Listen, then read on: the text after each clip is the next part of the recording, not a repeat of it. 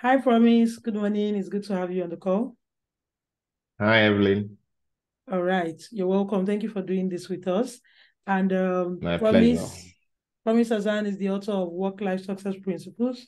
And we look forward to interacting with you today and getting insights from your wealth of knowledge. So going on, I will Awesome. ask you the first question. Tell us about yourself. Okay, so Promise Hassan is an engineering professional.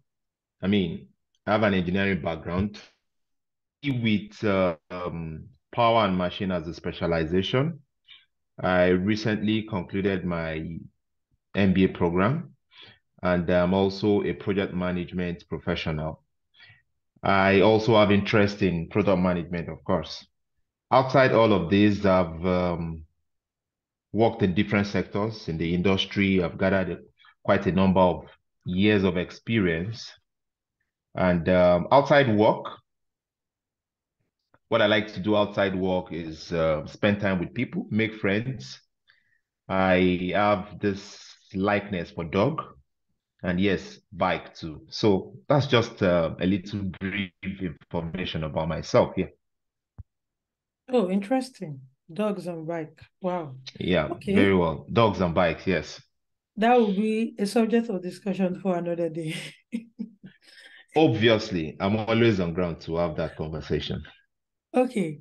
So tell us what inspired the writing of the book, Work Life Success Principle?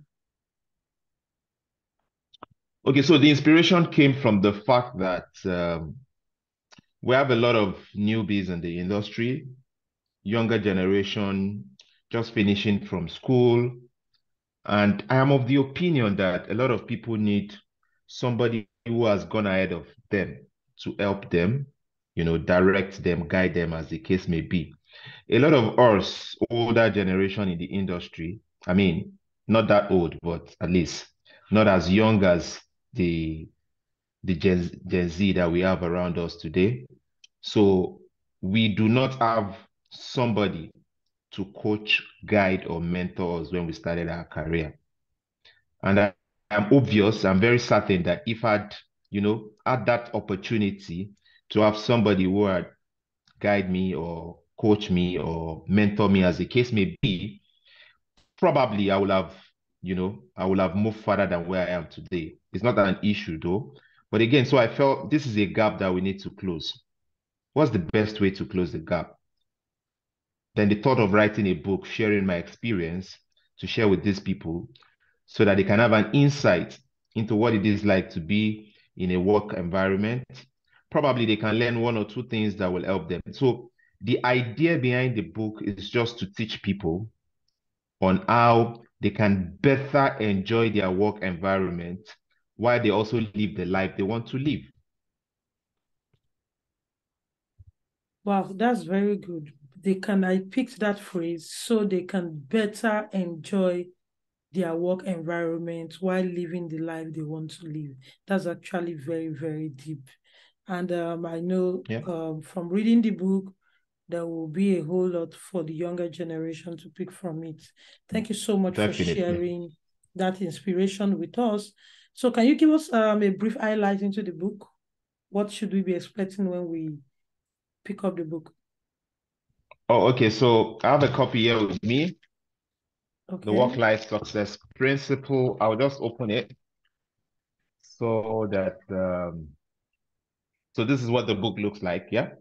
Okay. And a lot of insights in this book is the book is divided into three sessions, and we understand that there's a phase in our life when we are looking for a job. The first session covers that part. There's a phase in our life where we are on the job and we want to keep the job, deliver on the job, and become a better person, right? And this includes our career goals, our career aspiration, managing workplace policies and politics, understanding the workplace ethics. So the second session deals with that. The third session um, deals with the fact that as humans or as living beings, at some point in time, we want to make more money, as the case may be, either internally or outside our 8 to 5, which might be a side gig, might be a side hustle, might be a business by the way, or a point where we want to retire, as the case may be, either willingly or the company wants us to retire by force. Whichever category we probably find ourselves in, this is a phase we have to get to in our career. So the third session deals with that. So the book covers a whole lot of facets from job search, how to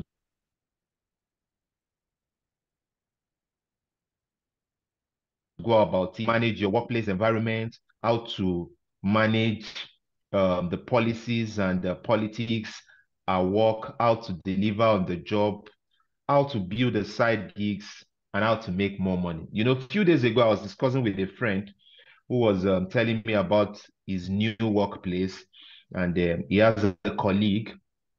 For some reason, I guess the colleague is envious of his position, and he was asking me how to manage the situation. Yeah. And I gave my advice on first understanding your job, understanding your deliverables.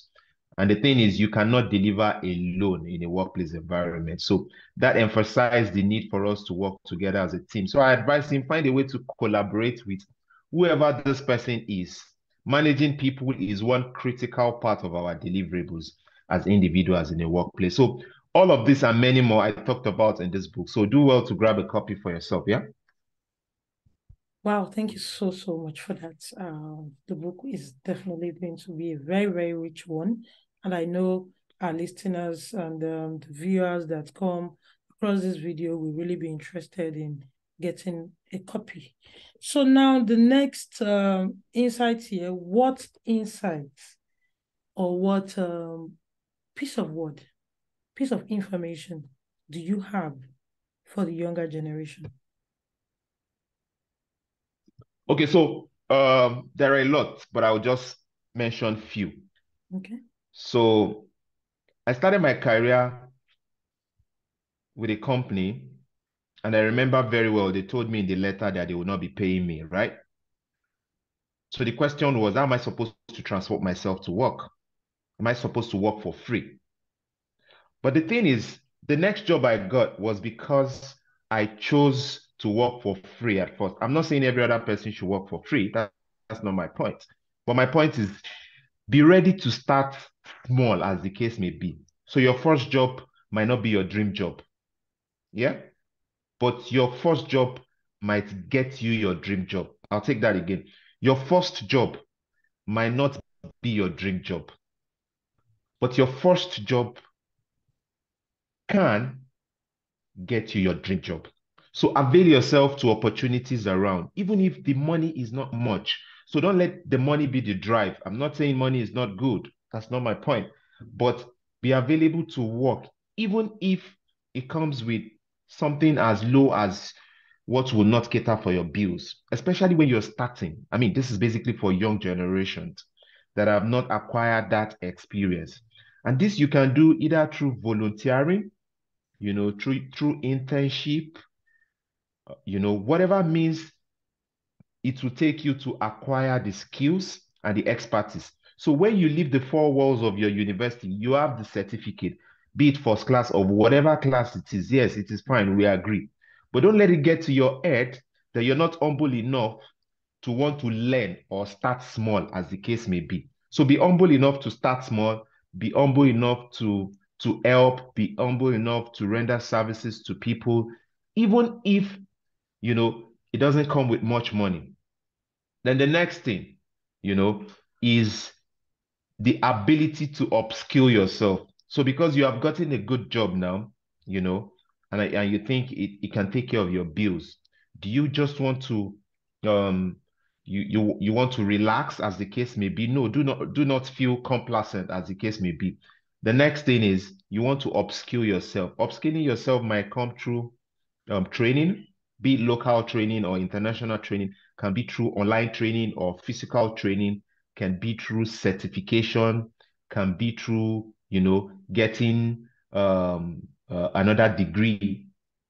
But whatever it is, do not remain stagnant. So I'll just do a recap of what I just said so that the young ones can keep this in mind. Be ready to start small, regardless of what the pay is. Yes, your current job might not be your dream job, but your current job might lead you to your dream job. Two, learn to upskill yourself, maybe through certification or getting another degree, as the case may be. Just don't stay stagnant. Thirdly, build a quality network. And when I say build quality network, it's not about reaching out to people because you want them to help you, but rather reach out to people because you want to help. So when you help, somehow it comes back to you. After building a quality network, which of course is related with your social asset, they say your network determines your net worth, right? So the number of people you know in your circle, but it's not enough to know a lot of people, but it's also important to let them know what you can do, right? So it's not about I have 100 contacts. It's about does this 100 contact know that I can do X, Y, Z? Then fourthly, be visible. So if you're working, don't be behind the curtain. Let your work speak for you. I think all of these tips will actually help young ones and even those that are experienced to help them do better at their workplace, right? Thank you so much, Promise. I said it that we're going to tap a lot from your wealth of knowledge. So, next, what's next for you with respect to career? Okay, so first of all, I'll use a word to generalize what is next for me, then I will see if I can break it down. So the word is continuous learning. I will continue to learn. As much as I have acquired some level of years of experience in the industry, I still feel that there's still a lot to learn. So first of all, I will continue to learn. Then nextly, I don't want to play local, right? So I want to be that global, that global brand that is recognized for something. Global So tech it's not hub. just about being, yeah, it's not just about being a local champion. No, it's about being a global brand. So a name that is known outside Nigeria, outside Africa. No, Mm. outside Lagos, outside Nigeria, Okay. outside Africa. That's the intention, and I'm very intentional about it. Then secondly is okay. So yes, I have a master's in business administration with specialization in artificial intelligence. Do I want to stop there? Maybe not. Am I going for another master's? Maybe, maybe not. I've not decided, but I know that I want to acquire more knowledge, right? And nextly is the fact that knowledge acquisition that will make me stand out globally is the goal. So, and nextly, I've been in the engineering field for quite a while. Do I want to fully transition into tech? Well, that's a question for another day, right? But I'm sure I want to strike a balance between all of this. Some people call me an HR. I'm not a fully HR person, but I know this is something I have interest for, I have flair for. I like to do it. So my ability to synchronize all of this together and be a subject matter expert in something very particular, So all of this and more is what, I'll definitely key into. And yes, maybe I'll write another book soon. I don't know. Or maybe I'll review this, So all of these are just in the pipeline. But currently, I don't want to let the cat out of the bag. But something is certain. I'll continue to learn. Okay, thank you so I make much for myself that. relevant. I make myself relevant in the industry. Thank you so much for that. So, continuous learning is the word. Yeah. And wrapping up, please tell us how we can get your book. Okay, so a link will be made available for that. That will be attached to, this video somewhat. So if you want to get it, you can just click the link. then the purchase process is not difficult. You can just follow through. Okay. And if you want to reach out to me, I mean, I'm Promise Hassan on LinkedIn. I'm available on other social media platforms too. Okay, okay. Thank you so much, Promise, for your time. We have really, really learned a You're lot. welcome. Thank you for sharing insights. Thank you for telling us about yourself, about the next steps. Thank you for your word to the younger generation. And we do hope that we can call on you some other time for more sections like Anytime, this. anytime. It's always a pleasure. All right. Thank you so much. Do enjoy the rest of your day. Bye. Thank you, Evelyn. Bye.